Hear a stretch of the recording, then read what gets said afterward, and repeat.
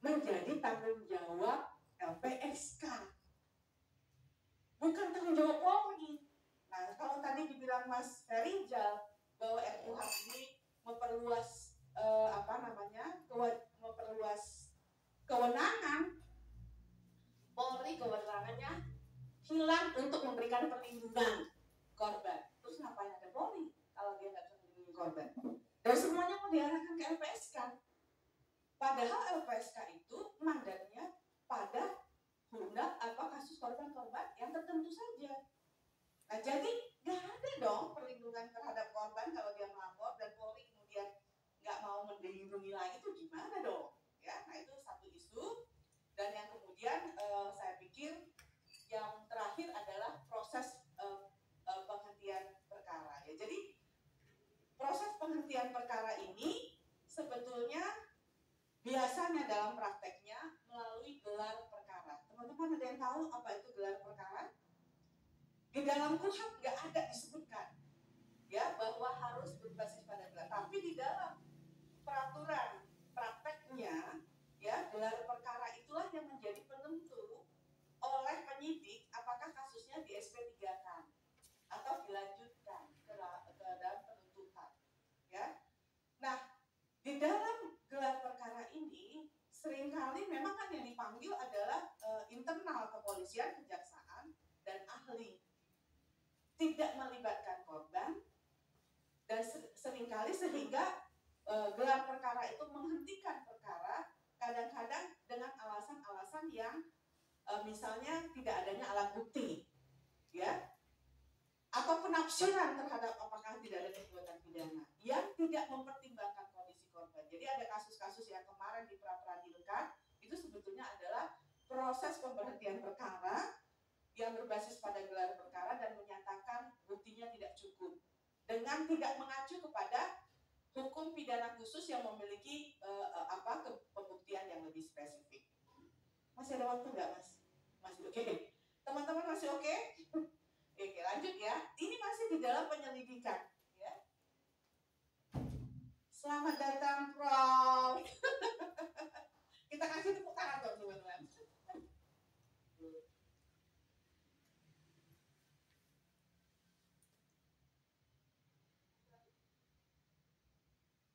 Iya, oke.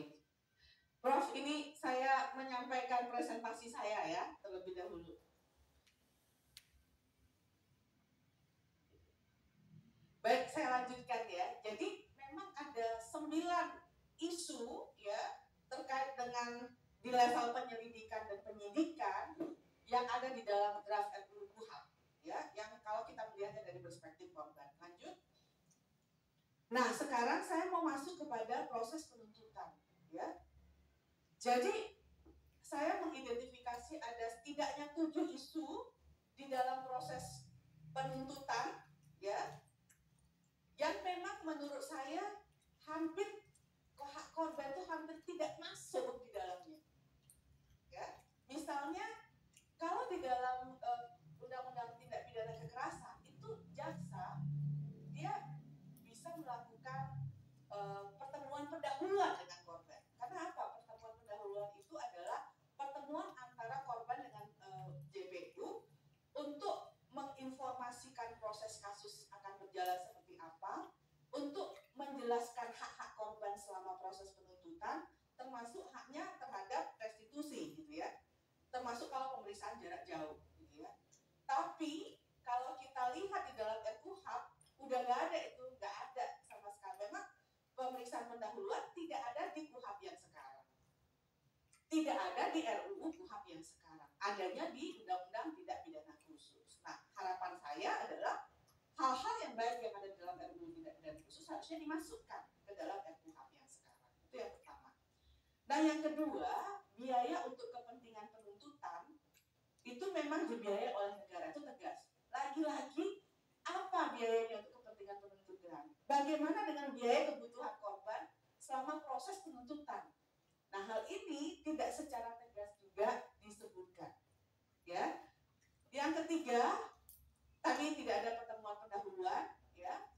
Dan yang keempat juga tidak ada batasan penulisan dakwaan. Jadi begini, di dalam Undang-Undang TPKS dan juga semangatnya dalam Undang-Undang Perlindungan Anak, ya, ada kewajiban jaksa untuk tidak menyampaikan kasus secara sangat vulgar, ya. Jadi gini teman-teman, ketika saya mencoba melatih paralegal, ya, dan saya memberikan satu putusan kepada paralegal itu, mereka langsung, ibu ini saya bacanya mual, ya, ibu ini saya bacanya itu pusing.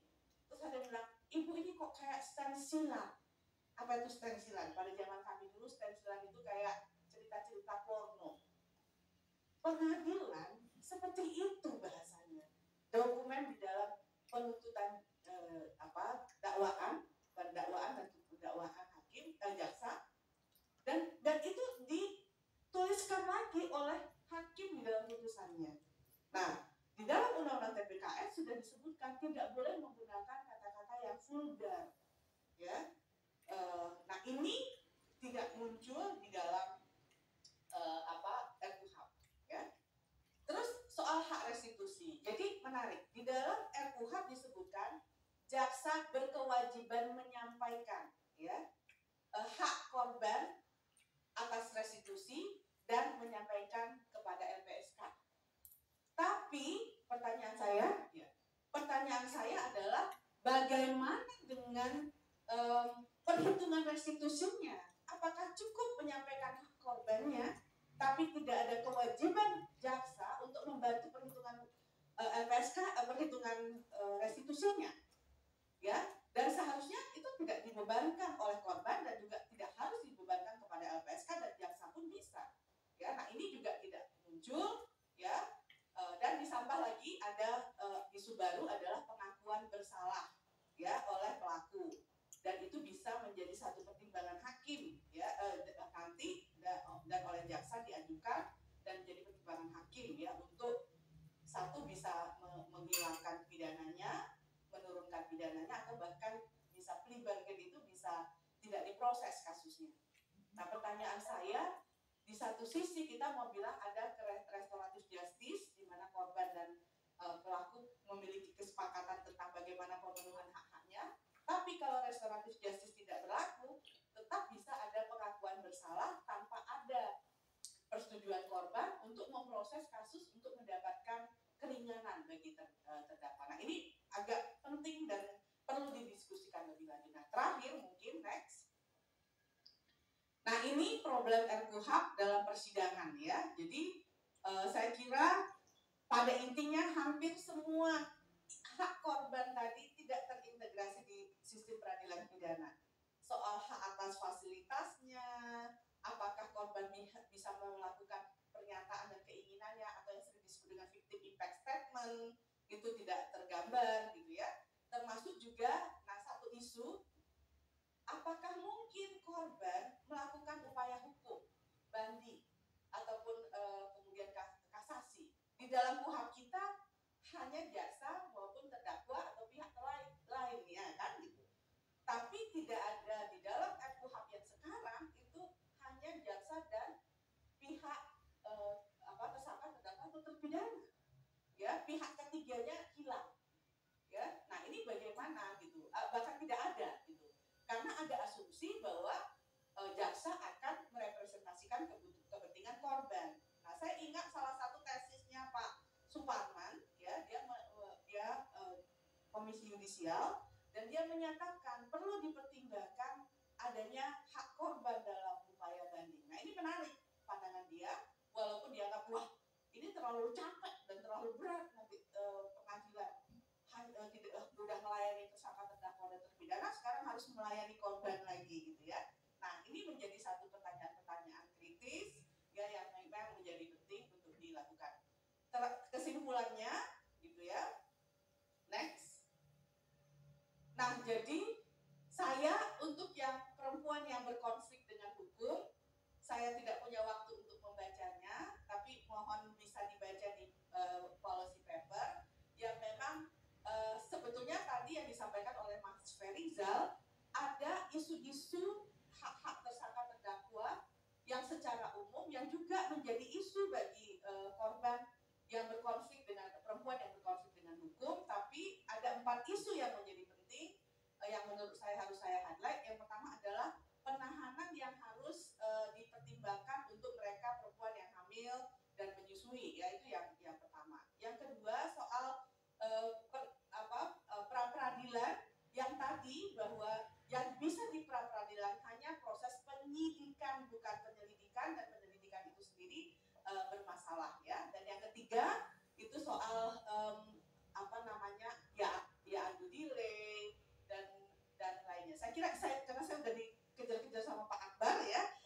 tidak bisa lagi menyampaikan. Jadi pada intinya RUHP itu masih belum ya memberikan perspektif perlindungan yang komprehensif baik pada perempuan korban maupun perempuan yang berkonflik dengan hukum. Ada banyak masalah yang harus kita diskusikan lagi supaya pengaturan-pengaturan yang baik di luar KUHP terkait dengan berita acara seharusnya bisa diintegrasikan ke dalam RUU KUHP saat ini. Saya kira itu. Terima kasih.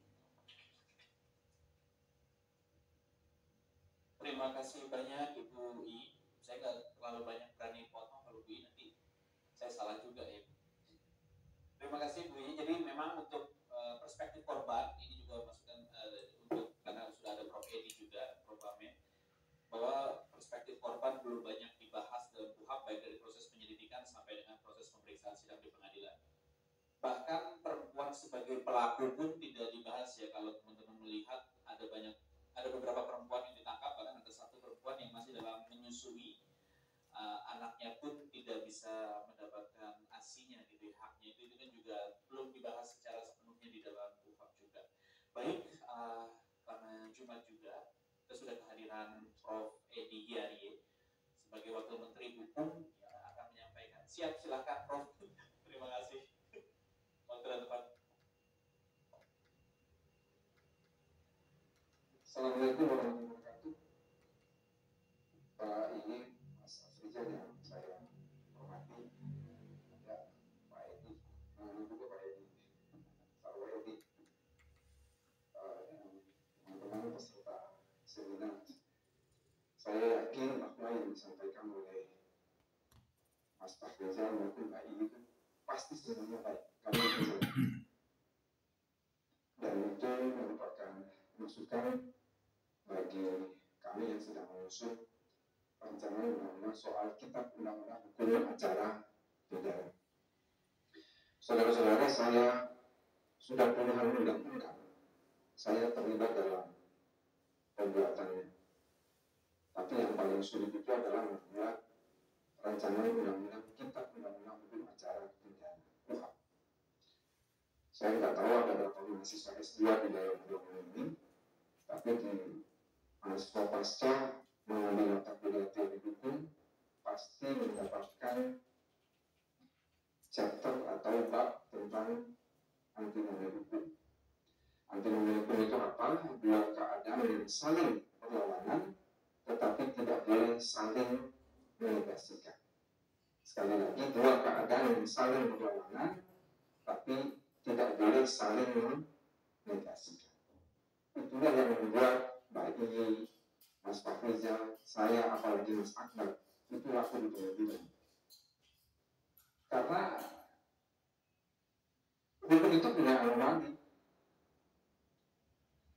Hukum itu punya anomali. Nah ini yang harus Anda perhatikan betul, apalagi kita menyusun rancangan KUHP. KUHP ini dia penuh dengan antinomia. Dua hal yang bertolak belakang secara diametral. Topik kita adalah human security.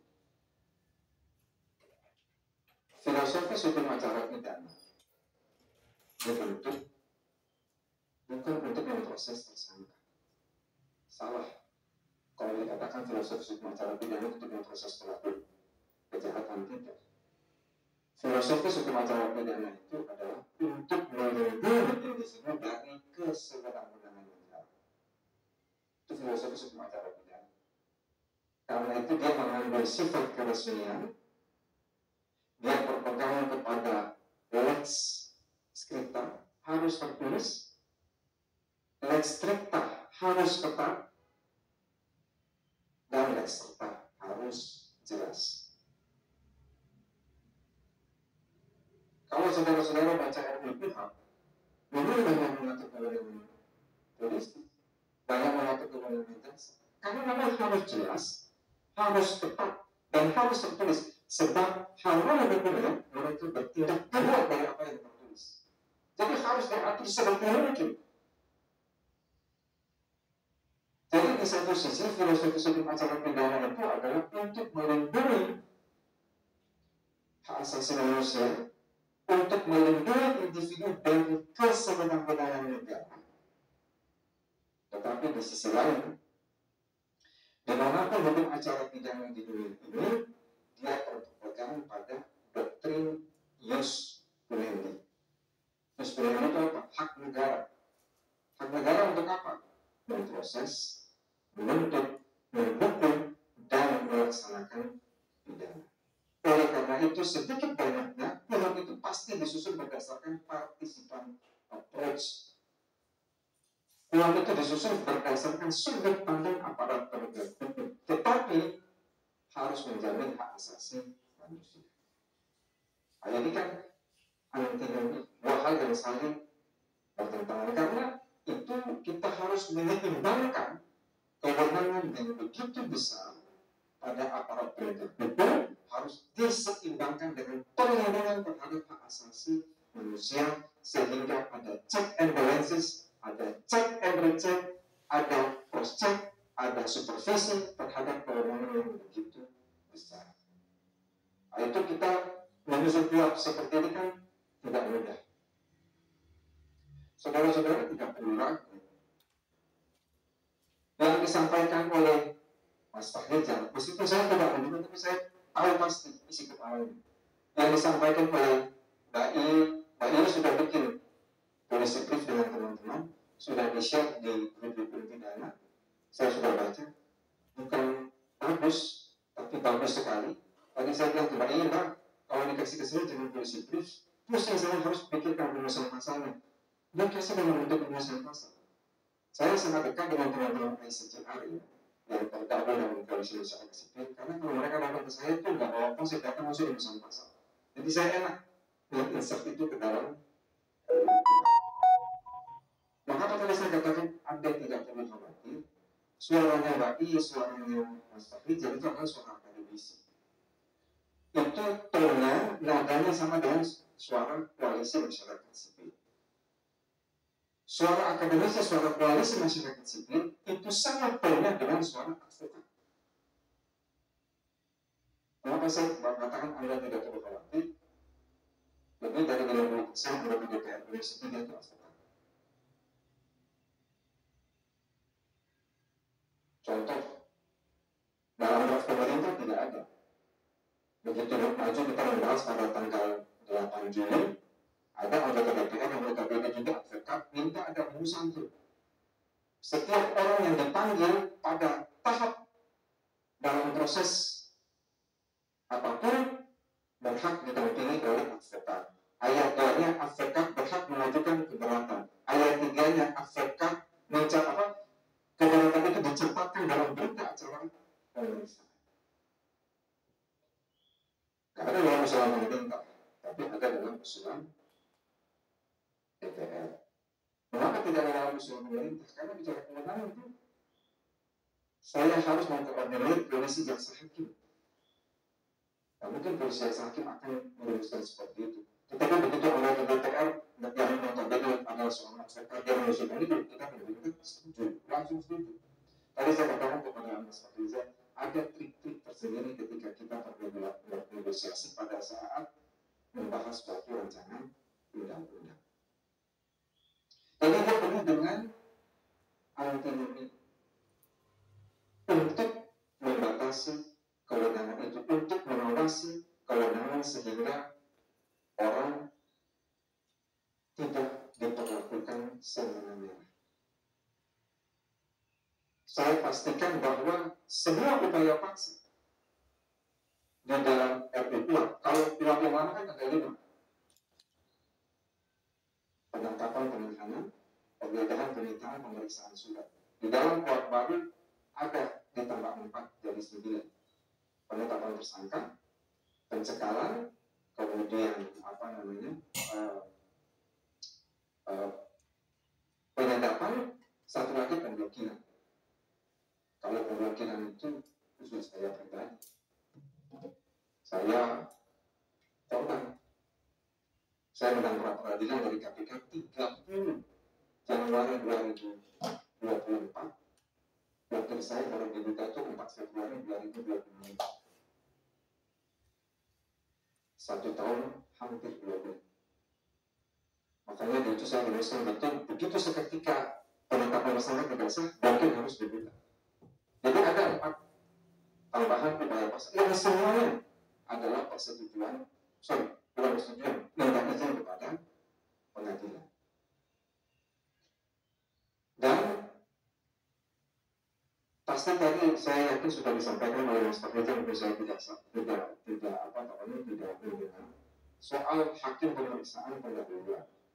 Memang itu perdebatan di antara kami tim pemerintah, antara hakim, jaksa, polisi dan kami di Kementerian Hukum. Kalau kita mau mengikuti rektor komisaris atau hakim pemeriksaan pendahuluan atau pre-trial, satu, dimanapun di dunia ini hakim yang memeriksa pre-trial memang dia dikhususkan untuk pre-trial, dia tidak memeriksa yang lain. Itu yang tidak dibenarkan oleh Mahkamah Agung. Yang kedua, orang yang memeriksa pre-trial atau hakim pemeriksa pendahuluan, mohon maaf, bukan hakim pengadilan sore, bukan. Itu hakim yang harus punya pengalaman. Mereka kekurangan sumber daya.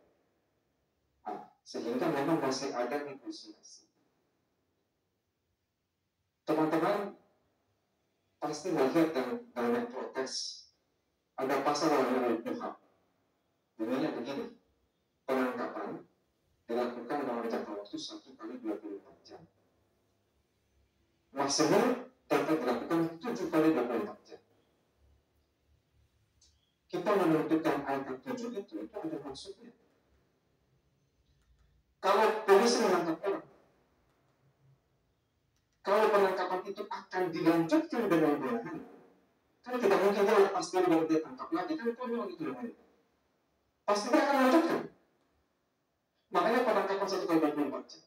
Kalau dia melanjutkan itu dengan penahanan, maka dia harus meminta izin kepada Ketua Pengadilan Negeri dalam jangka waktu 2 kali 24 jam.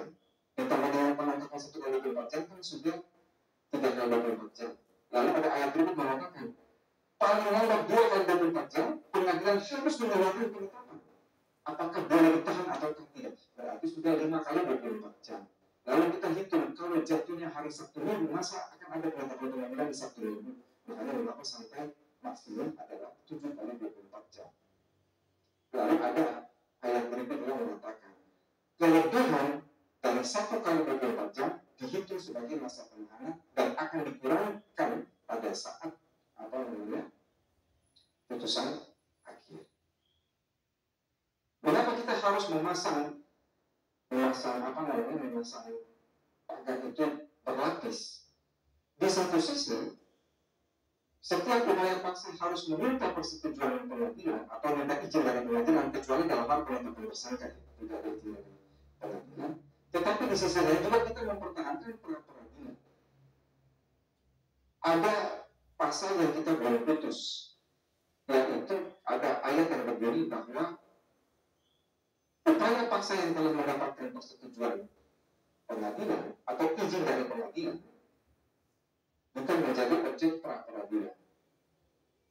Saya agak keberatan dengan pasal itu. Mengapa? Contohnya, permintaan kan izin pengadilan. Katakanlah dia melakukan tindak pidana A. Yang disita itu seharusnya barang ABCD.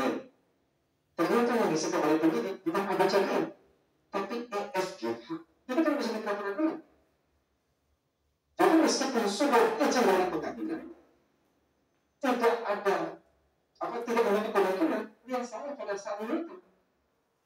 Kalau yang mendapat izin pengadilan itu tidak bisa jadi objek pra-peradilan, lalu bagaimana dia nggak menuntut hak dia barang-barang yang disita yang tidak ada hubungannya dengan tindak pidana? Makanya itu akan menjadi objek pra-peradilan. Jadi banyak hal, misalnya soal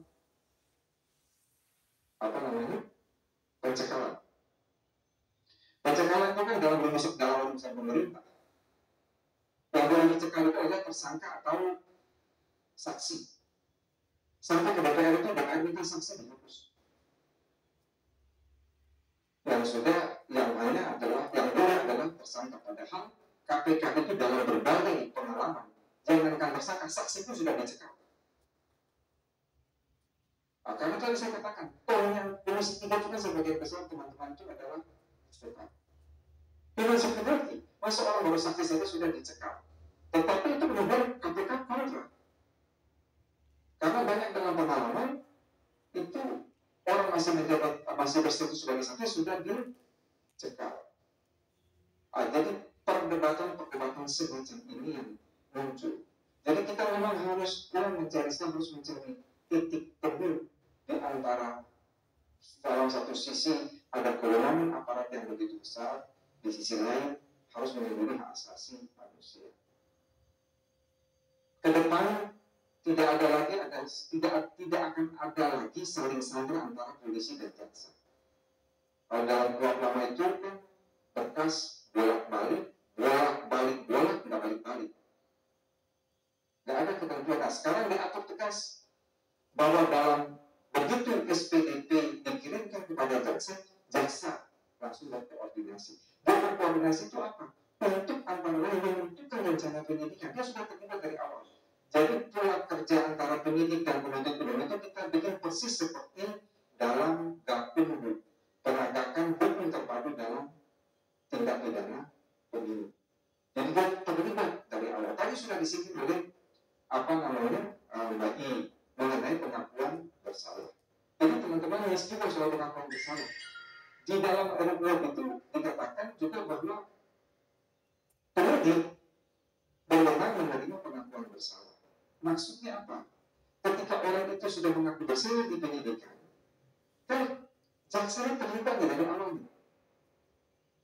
Jaksa sudah aware bahwa nanti kalau polisi menerima pengakuan bersalah dari si A, dia akan memberitahu kepada penuntut umum, ini si A sudah mengaku bersalah, supaya pada saat berkas dilimpahkan ke penuntutan, kemudian dia melanjutkan ada pledoi dengan syarat-syarat tertentu. Sama halnya ketika polisi akan menentukan saksi mahkota, harus berkoordinasi dengan jaksa, karena saksi mahkota ini atau justice collaborator termasuk di dalamnya, kan pada ujungnya dia akan mendapat perlindungan dari justice collaborator dia. Kalau polisi menentukan justice collaboratornya A, ternyata di penuntutan B, itu kan celaka. Makanya polisi dapat menentukan saksi mahkota atau justice collaborator dengan berkoordinasi atau wajib berkoordinasi dengan jaksa, supaya semua itu seiring dan sejalan. Saya menggambarkan saudara-saudara, hubungan antara polisi dan jaksa itu di dalam sistem peradilan pidana ibarat dua sisi dari satu mata uang. Itu tidak mungkin saling menegasikan, saling membutuhkan. Dalam berbagai kesempatan saya katakan, ya teman-teman jaksa tidak perlu alergi dengan sebutan Polri adalah penyidik utama. Karena di dalam pasal 30 ayat 4 konstitusi berbunyi bahwa Polri diberi tugas penegakan hukum. Sekarang saya tanya kepada saudara-saudara, kalau Polri sebagai penegakan hukum itu penegakan hukum apa? Hukum adat, hukum administrasi, hukum pidana, tidak pasti hukum pidana. Kalau dia penegakan hukum lalu pidana, tugas dia apa? Penegakan. Dan bahasa penegakan pidana bukan bahasa itu bahasa dalam putusan Mahkamah Konstitusi. Tapi penyidik utama bukan penyidik tunggal. Dia bukan satu-satunya penyidik, karena ada penyidik tertentu pada otoritas sebelumnya dan ada penyidik kejaksaan, penyidik TNI dan penyidik pada Komisi Pemberantasan Korupsi. Dan tadi yang saya sebutkan itu TNI, KPK dan penyidik pada kejaksaan. Ini Polri tidak melakukan fungsi koordinator pengawasan penyidikan, tidak. Mereka ini klausul eksepsional tersendiri. Meskipun Polri itu adalah penyidik utama, perkara itu tidak akan bisa sampai ke pengadilan tanpa bantuan jaksa. Karena jaksa itu adalah demonstratis, dia adalah penyidik perkara pidana. Di dunia ini semua pakai itu. Dia adalah pengendali perkara pidana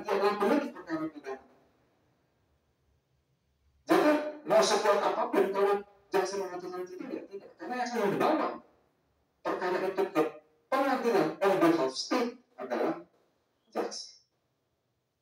Sementara polisi itu adalah penjaga utama pintu gerbang sistem peradilan pidana. Sebaliknya, polisi pun tidak perlu alergi dengan sebutan jaksa sebagai dominus litis. Karena apa? Meskipun dia itu adalah pengendali perkara pidana, tapi kalau pintu sistem peradilan pidana itu tidak dibuka oleh polisi, dia tidak akan bisa ngapa-ngapain. Dia butuh polisi untuk membuka pintu gerbang itu, kemudian bersama-sama dia mengendalikan perkara dengan koordinasi antara penyidik dan penuntut umum. Oleh karena itu, saya waktu itu katakan kepada DPR, ada 7 pasal dalam bab mengenai koordinasi penyidik dan penuntut umum yang tidak boleh diganggu-gugat karena itu semua disusun sendiri oleh teman-teman Polri dan teman-teman kejaksaan. Jadi bagaimana memperlihatkan dan itu semua transparan. Dan ada satu hal lagi yang namanya sistem peradilan pidana berbasis teknologi informasi. Kan ada kekhawatiran dari masyarakat begini. Perkara dilaporkan ke polisi. Misalnya perkara itu tidak perlu disentuh, tapi kalau melalui sistem teknologi informasi kan bisa kelihatan karena terbuka. Semua orang bisa mengakses. Ini perkaranya sampai kemana? Dan dia bisa mengetahui mengapa ini sudah 2 bulan tidak pernah ada tindak lanjut dari penyidik. Karena dengan IT ini kita berharap sistem peradilan pidana ini bisa lebih transparan dan akuntabel.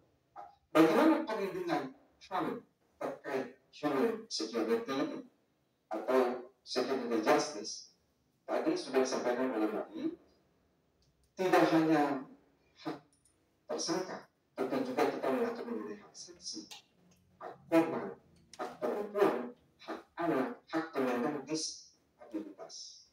Itu semua dinyatakan dengan tegas, makanya kita sampai pada kesimpulan untuk menutup apa yang saya sampaikan.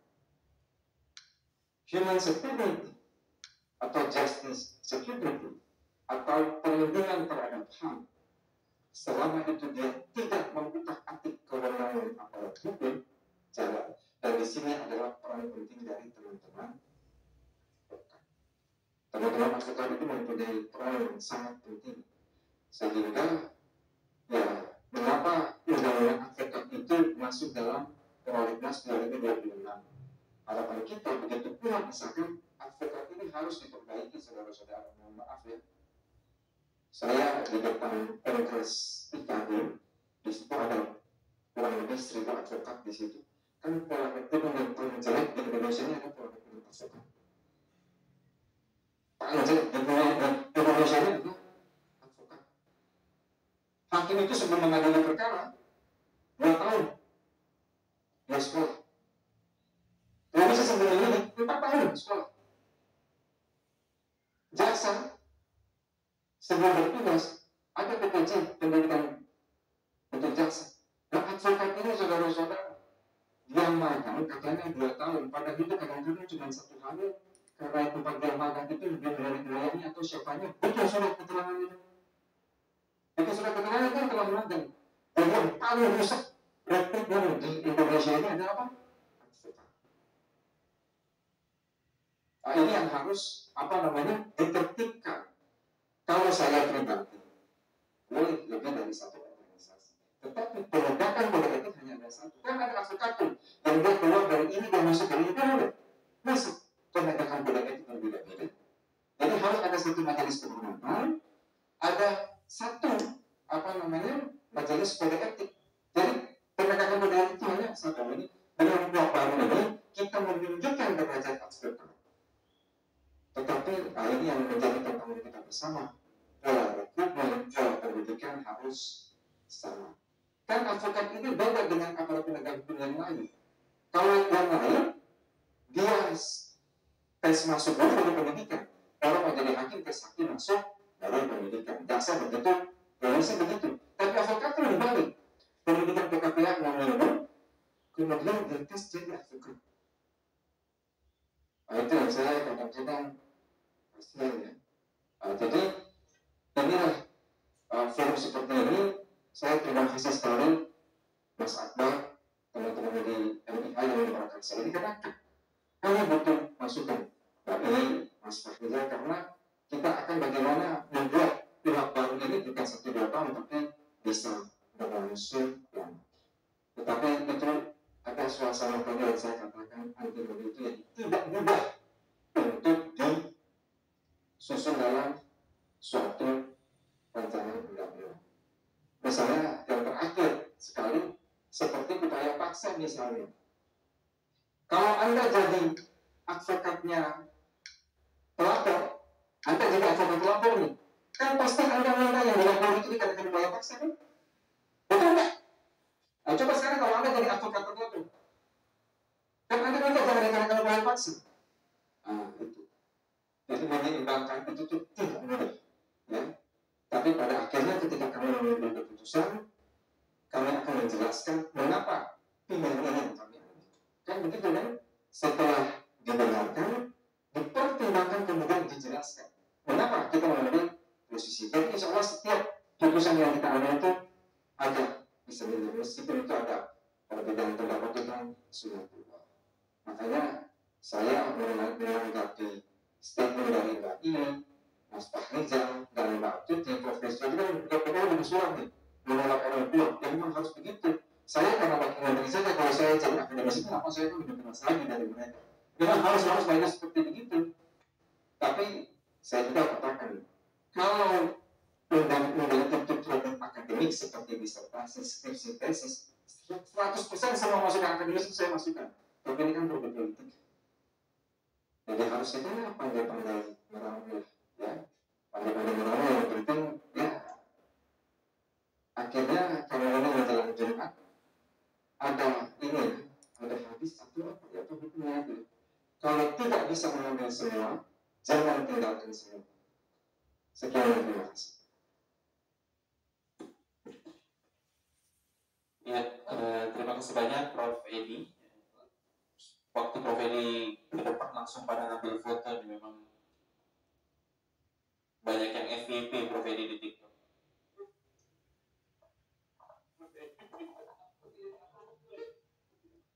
Baik, cukup banyak, terutama Prof. Edi mengawali dengan anatomi hukum, diskusi yang menarik sekali bagaimana menyeimbangkan. Tadi sebenarnya di awal Pak Fahrizal bicara pelaku, Bu Yu bicara korban, mencari tengahnya juga disimpulkan sangat baik dengan oleh Prof. Edi ya. Kita akan buka langsung pertanyaan. 3 pertanyaan dulu, kalau waktunya cepat kita akan mulai. Silahkan. Oke, hanya dari kiri ini pertanyaan. Silahkan, mungkin mbaknya dulu kali yang perempuan terlebih dahulu. Saya akan berikan waktu langsung bertanya saja, tidak usah ada pengantar panjang ya nanti karena waktu. Silakan Mbak. Tidak perlu mohon izin. Mohon maaf aja, boleh.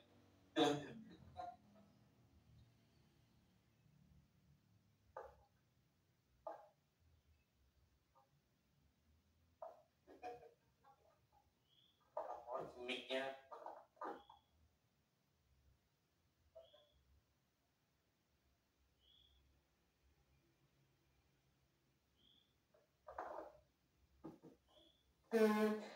Oke, baik. Terima kasih atas kesempatannya, Mas Akbar. Perkenalkan, saya Sarah Amanda dari mahasiswa MIH 2025. Mungkin saya mau bertanya, tapi mungkin tidak spesifik ke salah satu penanya. Jadi siapapun di antara 3 penanya boleh menjawab. Jadi pertanyaan saya mungkin lebih kepada pemateri. Maaf sih. Jadi pertanyaan saya mungkin lebih ke ini, kebetulan baru diajarkan di kelas. Jadi tentang rule of law index. Jadi kalau rule of law index di Indonesia, walaupun kita digadang-gadang sebagai negara hukum, theory of law, Pak Ricardo, Selamat Mata, oke. Jadi pertanyaannya, dengan Indonesia yang digadang-gadang sebagai negara hukum, indeks rule of law kita itu jelek, bisa dibilang jelek, bukan cuma rendah tapi jelek. Itu di bawah, itu hanya menyentuh angka 0,5 dari 1, dan itu jauh di bawah Malaysia dan Singapura. pertanyaannya adalah, dan salah satu komponen yang jelek di dalam indeks rule of law itu adalah criminal justice system kita itu adalah komponen yang paling jelek di antara semua komponen yang lainnya. Jadi pertanyaan saya adalah, apakah substansi dari rancangan KUHP ini dan specifically termasuk dalam judicial scrutiny-nya itu mampu, ini kita mungkin saya maksud proses secara substantif itu mampu untuk mengangkat derajat rule of law indeks negara ini, Indonesia ini, atau apakah masih ada kekurangan-kekurangan yang sekiranya itu ranah-ranah belum tersentuh oleh KUHP ini, karena ini khusus substantif, karena kalau kita bicara prosedural, kayak kata Prof. Edi, ini adalah produk politik, tentu akan dipengaruhi oleh banyak kepentingan, agenda, dan lain-lain mungkin dalam penerapannya. Jadi secara substantif saya ingin tahu apakah rancangan KUHP ini sudah dipersiapkan khusus untuk meningkatkan kualitas rule of law di negara ini atau belum. Jadi mungkin itu pertanyaan saya. Terima kasih. Terima kasih. Tadi Mbak siapa? Sarah Amanda. Siap, terima kasih Mbak Sarah. Baik, selanjutnya tadi yang di belakang. Ya boleh yang masih itu dulu nanti setelah. Oh ada lagi dari sebelah sini. Ya udah 4 sekalian nanti dari ujung sana. Oke, terima kasih Mas Akbar atas pemberian diberikan. Perkenalkan, saya Habib Fadal dari Prodi MIH. Saya ingin bertanya Mas, bahwasanya kita melihat bahwasanya luasnya alasan penahanan pada saat ini yang cukup elastis, dan itu membuat kita bahwasanya urgensi dalam pengawasan itu perlu untuk mengawasi bagaimana kerja aparat penegakan hukum. Dan kemudian jika kita melihat semangat dari judicial scrutiny ini bahkan belum tercermin dalam rancangan KUHP sebagaimana yang Bapak Ibu tadi sampaikan tadi, dan kemudian hal ini dapat kita lihat dari tidak diakomodirnya hakim pemeriksaan pendahuluan seperti yang di Belanda itu disebut dengan hakim komisaris gitu Mas. Dan pertanyaan saya adalah apakah hal yang mendasari tidak diakomodirnya hakim pemeriksaan pendahuluan dalam HPP ini dalam RKUHP, kemudian padahal keberadaannya sejalan dengan semangat judicial scrutiny ini.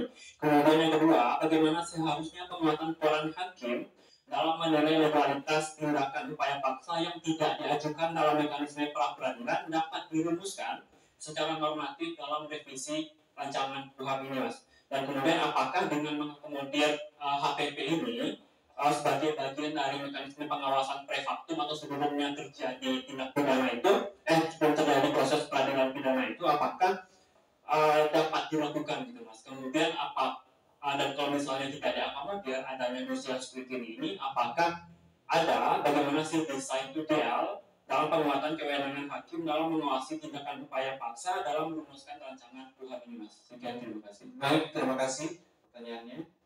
Selanjutnya mungkin sebelumnya. Oke, terima kasih Mas Akbar. Nama saya Rifki.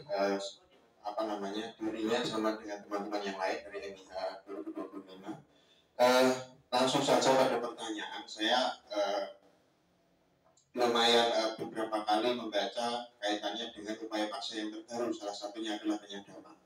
Nah, penyadapan ini kan memang kalau yang pernah disampaikan sama Prof. Edi memang akan diatur di dalam undang-undang yang lain untuk teknisnya. Nah, tapi yang saya dalam pembacaan saya penyadapan ini ternyata sudah beberapa kali sebenarnya sebelumnya diatur, dan dalam pembacaan saya yang lain memang penyadapan ini itu berbeda dari upaya paksa yang lain. Yang pertama itu kan sifatnya rahasia, sifatnya rahasia, kemudian berteknologi tinggi, dan ini perlu untuk pengawasan yang dalam aparat penegak hukum yang lain. Nah, bagaimana kemudian akomodir dalam rangka membatasi upaya paksa yang saya mungkin bisa bilang spesial ini untuk menjaga hak-hak asasi manusia dan juga hak-hak berkaitan dengan data pribadi. Sekian, terima kasih. Baik, terima kasih. Mungkin terakhir langsung biar Habib, silakan. Terima kasih. Perkenalkan, nama saya Mata Lintang Minajalu dari MHBK semester 1. Baik, pertanyaan saya, kami belajar konstitusi dan KUHP ini menurut saya adalah suatu konstitusi bagi para aparat APH dalam melaksanakan proses hukum pidana di Indonesia. Jadi disinggung bahwa idealnya polisi dan jaksa itu berkolaborasi. Namun faktanya tadi Prof. Edi dari Prof. Edi saya mengambil jaksa mengajukan MOU dengan TNI untuk menjaga mereka. Berarti ada masalah di situ. Itu ada isu besar. Kemudian mereka menganggap kejaksaan itu adalah objek vital yang ada ancaman dari, mohon maaf, ini rahasia bersama dari oknum polisi. Jadi harus dijaga. Kemudian menerbitkan Undang-Undang Nomor 3 2005 izin Pertanyaan, Mas? ya. Pertanyaannya sejauh mana RKUHP ini RKUHP ini, mohon maaf Bapak, dapat mengembalikan para APH ini ke dalam fungsi dan tujuannya dalam mendapatkan keadilan bagi semua. Terima kasih. Baik, terima kasih. Kurang lebih pertanyaan-pertanyaannya mendasar tentang rule of law-nya bagaimana, kemudian judicial scrutiny kira-kira sudah cukup atau tidak. Mungkin siapa yang terlebih dahulu akan menjawab?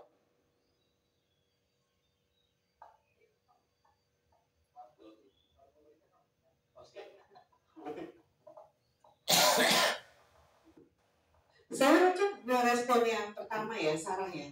Jadi kalau dilihat dari aspek indeks human rights ya, rule of law, dan memang problematika kita dalam sistem peradilan pidana kita memang belum ideal. Itulah kenapa memang harus ada RUU KUHP ya. Dari perspektif saya, kalau kita bicara tentang human rights, memang akarnya hukum pidana itu ya human rights itu. Akar hukum acara pidananya itu memang untuk melindungi hak-hak asasi manusia. Cuma memang tadi yang saya sebutkan, kalau yang KUHP kan tekanannya hak tersangka, terdakwa, dan terpidana. Nah ini yang tadi dibilang oleh Prof. Edi, bahwa sebetulnya RKUHP itu untuk, harusnya ya Prof. Edi ya, untuk mempertegas adanya perlindungan dari abuse of power. Nah tawaran saya tadi, abuse of power itu tidak saja kepada mereka yang dilaporkan, disangka, dan diduga. Dalam perspektif hak asasi manusia sekarang, dia lebih komprehensif. Hak korban harus menjadi masuk dan terintegrasi secara jelas. Hak-hak pihak-pihak tersangka, terdakwa, terpidana yang spesifik. Mereka tersangka, terdakwa, dan terpidana disabilitas, anak, ya, lansia, itu harus terintegrasikan secara baik. Tadi Prof. Edi bilang bahwa sudah ada itu, tapi sayangnya Prof, hak-hak itu nggak terintegrasi loh di dalam setiap proses. Ya, proses penyelidikan nggak tergambar, proses penuntutan nggak tergambar, proses proses persidangannya nggak tergambar. Yang paling parah di dalam proses pelaporan kasus sampai penyelidikan, itu masih gray area di mana justice delay, ya, justice delay. Jadi undue delay itu jadi proses yang menunggu gitu. Nah, yang lama itu bagian dari pelanggaran hak-hak tersangka, terdakwa, terpidana, dan korban. Nah, di sini yang memang nggak banyak juga dibahas, nggak terlalu firm pembahasannya di dalam proses penyelidikan dan pelaporan itu, ya, terutama dari perspektif korban. Ya, nah ini yang harus kita kasih masukan, karena tadi dihubungkan dengan pra-peradilan. Pra-peradilannya itu hanya di level penyidikan, ya, dan juga tadi ya, bukan hanya ini, saya pernah ngomong sama Mas Ferijal. Di dalam skup pra-peradilan, ya, salah satunya yang hilang dari RUU KUHP 2012, ya Prof, soal penyiksaan di dalam proses penyelidikan. Itu nggak ada lagi Prof, nggak ada lagi Prof dalam RUU yang sekarang ada, muncul di draft Januari, Februari, mana udah hilang Prof. Mungkin saya mencoba memahami, padahal kan penyiksaan itu menjadi isu yang sangat penting di dalam HAM, Saya mencoba memahami kenapa ya hilang. Apa karena di dalam KUHP sudah diatur penyiksaan? Tapi kan secara logika nggak akan mungkin si tahanan ini nanti melaporkan hukum pidana lagi penyiksaannya. Dia harusnya masuk dalam proses yang mempertimbangkan bahwa pengambilan bukti yang secara tidak legal itu, yaitu dengan adanya penyiksaan, itu seharusnya buktinya dipertanyakan gitu ya. Dan hilang dengan draft yang terakhir. Ya, itu adalah dimensi dari human rights, karena kalau di dalam konteks hak asasi manusia, tekanan human rights itu kan di dalam ICCPR, Konvensi Hak Sipil dan Politik, yang jelas sekali bicara tentang ada sekitar 13 hak-hak tersangka, terdakwa dan terpidana. Memang yang menjadi pertanyaan adalah hak-hak korban. Hak-hak korban itu belum menjadi konvensi, dia masih deklarasi, tapi terintegrasi di dalam konvensi-konvensi HAM lainnya. Konvensi hak perempuan, konvensi hak anak, konvensi disabilitas gitu ya, yang memang tadi secara hak besarannya diambil di satu pasal, 2 pasal, 3 pasal, tapi nggak dimasukkan. Nah, tentu dengan kondisi itu saya bisa memperkirakan penegak hukum itu kan harus lex serta, lex scripta tadi ya, jadi jelas harus disebutkan. Nah, kalau penyidik nggak mendapatkan mandat langsung di dalam proses penyidikan, nggak dijalankan ya. Nah, kalau teman-teman belajar tentang hukum dan politik ya, yang S1 dan S2 gitu ya, RUU ini menarik loh ya. Karena apa? Ada banyak draft RUU, prosesnya lama pembahasannya, draft KUHP 2006, 2012, 2011, 2010, 2011, 2012 ya, 2020, 2021, 2025 itu ada 7. Saya aja membacanya mumet gitu ya, karena apa? Saya harus ngecek lagi ada pergeseran pasal nggak dari tema yang saya angkat. Jadi banyak sekali. Nah, itu menarik sekali perdebatan-perdebatannya, negosiasinya, termasuk tadi sebetulnya saya mau nanya Prof. Edi lebih lanjut tadi. Prof. Edi kesimpulannya tadi apa? Sepanjang tidak mengganggu kewenangan aparat penegak hukum. Maksudnya apa, Prof? Wah, kita ini sedang ngomong untuk goyang-goyang, kewenangannya ini harus dilihat lagi gitu, Bro. Nanti kalau kita boleh mengkritik tapi nggak boleh mempertanyakan kewenangan itu, repot nanti, Prof. Terima kasih. Baik, terima kasih Bu I. Silakan selanjutnya Pak Fahrizal mungkin mengcover juga beberapa pertanyaan tadi. Terima kasih. Terkait indeks rule of law index ya, pertanyaan pertama bahwa itu dari indeks kan banyak, salah satunya rule of law, dan kalau kita lihat memang itu World Justice Project. Saya juga melihat itu salah satu indikatornya dari criminal justice ya. Dan soal penyelesaian sengketa, penyidikan itu memang jadi salah satu yang terendah sebenarnya. Cuma begini, saya mau bilang bahwa sistem peradilan pidana itu adalah salah satu cara negara untuk menyelesaikan konflik sosial di masyarakat. Ya. Kita tahu banyak sekali kasus perdata yang jadi pidana. Kenapa? Ini bukan salahnya KUHP dan lembaga aparat penegak hukum. Ya. Karena kita juga tidak settle sistem peradilan perdatanya, ya kan? Hukum acara perdatanya masih pakai HIR, gitu ya. Dan orang akhirnya kalau misalkan kita lebih suka jadi menyelesaikannya di kantor polisi. Akhirnya polisi dipaksa jadi hakim perdata, menentukan apakah ini kasus perdata atau pidana. Dan ini kan buruk ya. Nah, jadi yang saya mau bilang bahwa KUHP ini hanya salah satu saja sebenarnya ikhtiar untuk mewujudkan negara hukum. Selain tadi Prof. Edi bilang bahwa orientasi KUHP, kenapa harus ada KUHP secara logis? Kita perlu KUHP, kita perlu untuk meletakkan negara hukum ya, membatasi kewenangan negara. Yang dibatasi belum tentu menerima dibatasi loh. Ini masalahnya.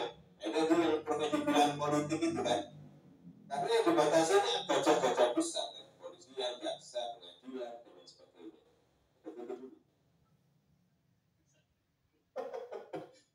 Jadi serius bisa, itu bisa.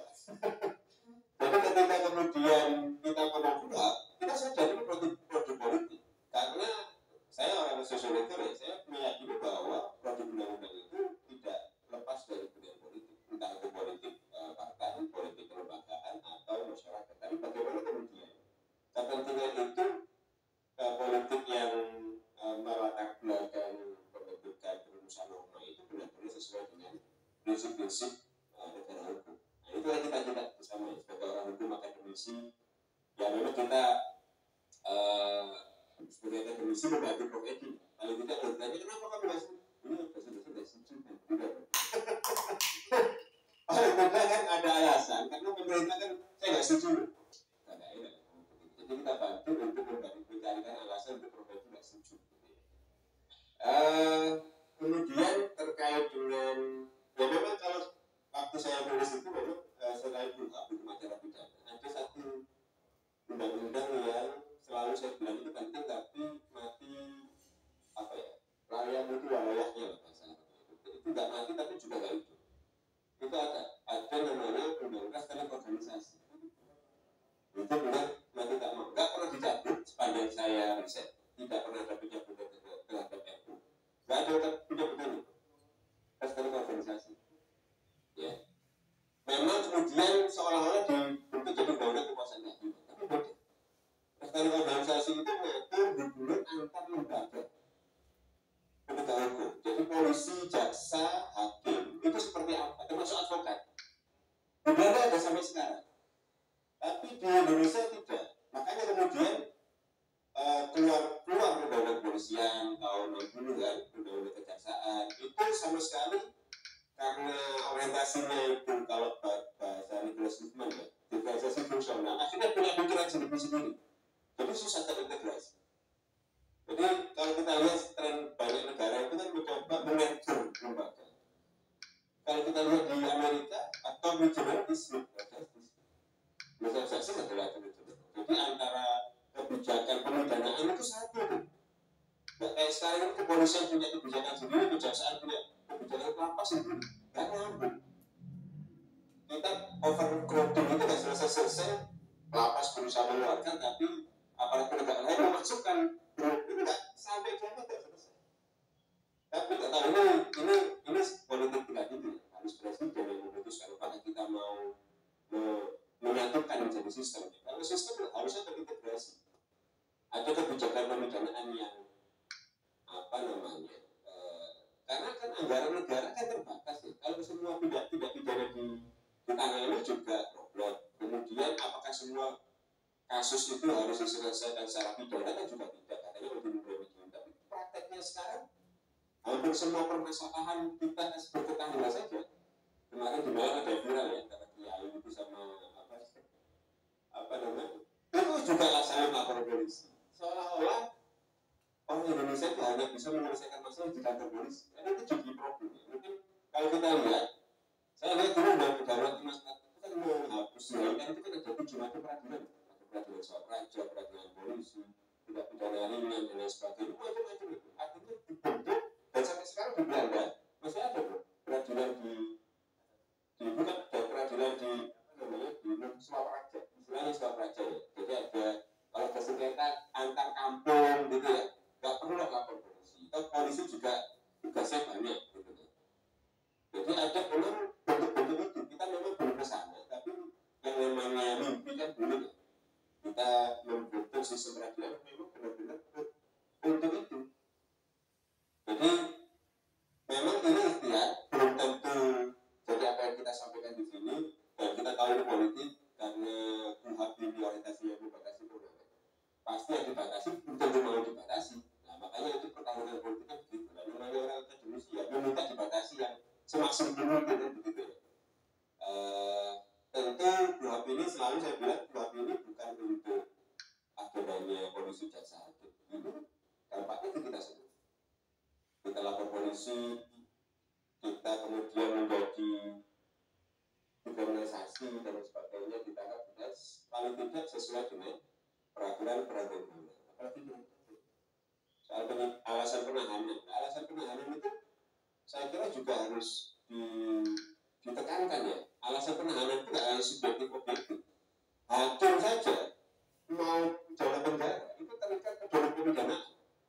Masa penahanan nggak ada pedomannya? Hakim di pasal itu 65 penjelasannya itu sedapat mungkin hakim tidak menjatuhkan pidana penjara. Dan masa penahanan hampa? Kan itu yang kita kejar sebenarnya.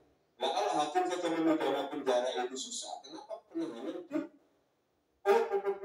Artinya nggak nyambung antara semangat KUHP nasional dengan FUHA.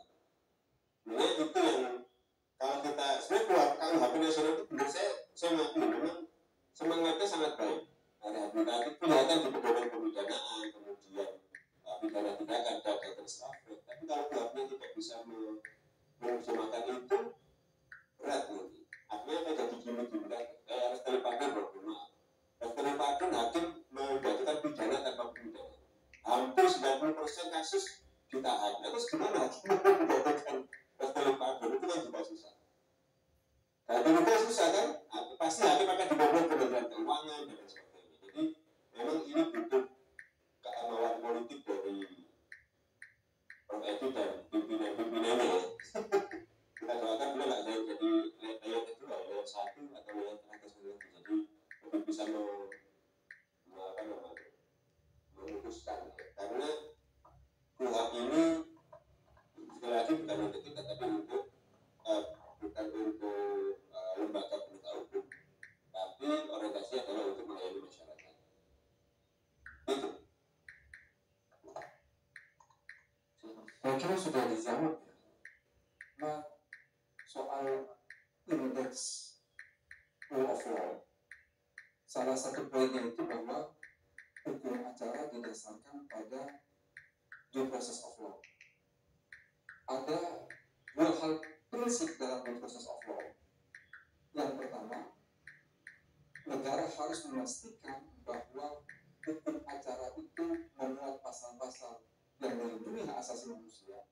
Dan prinsip yang kedua bahwa apa yang tertuang di dalam undang-undang itu dilaksanakan oleh aparat penegak hukum. Nah, ini kita tengah menuju ke sana. Kenapa? Karena saya selalu mengatakan KUHP yang existing yang kita pakai itu KUHP yang tidak menitik beratkan pada due process of law, tapi dia menitik beratkan pada crime control model. Di sana penahanan dibatasi, yang dikejar adalah kuantitas. Bahkan saudara buka KUHP kita itu tidak ada satu pasal pun dalam KUHP kita yang sekarang itu yang berbunyi mengenai asas praduga tidak bersalah. Ya, itu hanya ada dalam penjelasan umum angka 3 huruf C. Itu menandakan bahwa KUHP kita itu memang dia lebih menitikberatkan pada crime control model.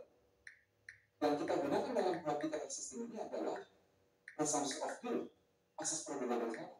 Karena itu di pasal 17 seseorang penangkapan dilakukan terhadap seseorang yang diduga keras telah melakukan suatu tindak pidana. Nah, kata diduga keras itu apa kalau bukan strong presumption of guilt. Nah, sekarang ini kita beransur-ansur beralih kepada due process of law dengan menggunakan itu. Saya menjawab ini dan saya maksudkan bahwa dimensi pendidik itu harus ada dan akan kita masukkan asal dia tidak mengurangi kewenangan dalam konteks yang tadi saya katakan justru ini. Dan itu diawasi dan harus ada konsekuensi logis apabila aparat itu bertindak semena-mena. Makanya harus ada lembaga pengawasan, kemudian pra-peradilan dan lain sebagainya. Terkait penyadapan, penyadapan ini itu putusan Mahkamah Konstitusi.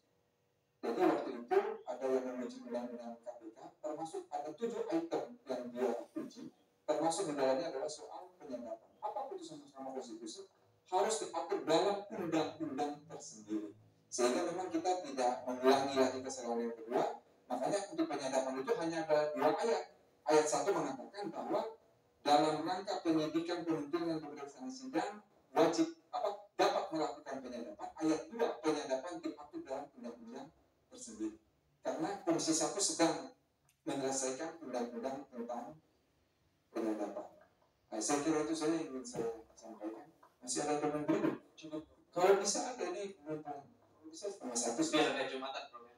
Soalnya saya sudah di WA Prof Jitu, Mas Jumatan. Kita diingatkan Prof Jitu untuk Jumatan. Sudah berat ya. Makanya kan zakat Gana kan haji zakat Gana. Terima kasih banyak Prof Edi, Pak Rizal Buni. Jadi saya rasa jawaban-jawaban pertanyaan tadi itu sebagai closing statement dari para pembicara. Mudah-mudahan bermanfaat dan ini juga bisa menjadi masukan juga karena Prof Edi juga adalah Wakil Menteri Hukum akan masukkan ke dalam draft rancangan hukum acara pidana. Kurang lebihnya begitu, saya rasa mudah-mudahan bermanfaat. Kalau ada kesalahan kita mohon maaf. Wabillahi taufiq wal hidayah. Assalamualaikum warahmatullahi wabarakatuh. Terima kasih kepada para narasumber yang sudah berkenan memaparkan materi dengan sangat jelas dan juga moderator yang memandu dengan sangat menarik. Untuk itu kami mau memberikan aplaus yang meriah sekali lagi. Baik, terima kasih. Selanjutnya pemberian kenang-kenangan dari Fakultas Hukum Universitas Gadjah Mada kepada para pembicara dan moderator yang akan disampaikan oleh Wakil Dekan Bidang Penelitian, Pengabdian kepada Masyarakat dan Informasi, Profesor Jaka Triana, kami mohon untuk berkenan memberikannya.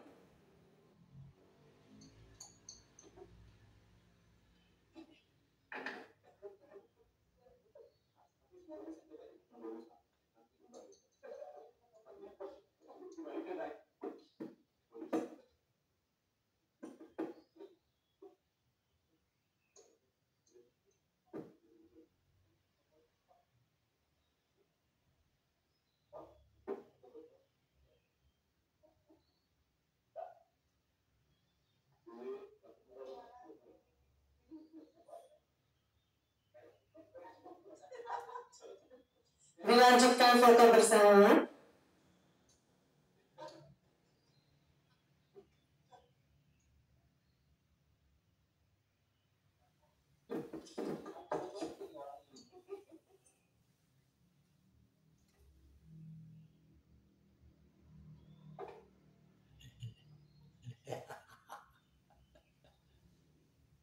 Baik, dengan demikian selesai sudah acara Seminar Nasional Pembaruan Judicial Scrutiny dalam rancangan kuap yang diselenggarakan oleh Prodi Magister Ilmu Hukum Fakultas Hukum Universitas Gadjah Mada. Sekali lagi kami mengucapkan terima kasih kepada seluruh peserta yang telah mengikuti dengan sabar acara seminar pada hari ini. Semoga seminar kali ini memberikan wawasan yang sangat bermanfaat bagi para peserta. Dan untuk selanjutnya Bapak dan Ibu serta mahasiswa peserta seminar yang hadir luring diperkenankan menikmati hidangan makan siang di selasar auditorium ini. Sedangkan para narasumber, moderator, pimpinan fakultas dan tamu undangan untuk menuju ke ruang jamuan. Demikian yang dapat kami sampaikan. Terima kasih atas perhatiannya dan kita tutup dengan wassalamualaikum warahmatullahi wabarakatuh.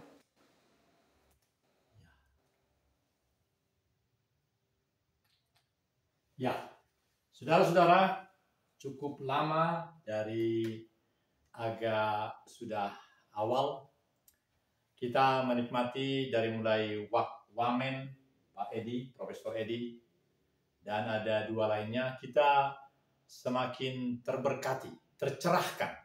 Seperti apa yang akan terjadi 1 Januari 2026. Sehingga kita perlu yang seperti ini, kita mendengar, bahkan tadi saya mengikuti daftar hadir, semoga itu menjadi catatan karena saya juga bikin catatan tentang kehadiran dari asosiasi kita. Saudara-saudara, terasa semakin sempurna dengan penjelasan Wakil Menteri Hukum dan HAM ya, Pak Edi, Profesor Edi. Dan juga yang kegiatan ini, kegiatan seperti ini dan bervariasi yang lain perlu makin kita lakukan.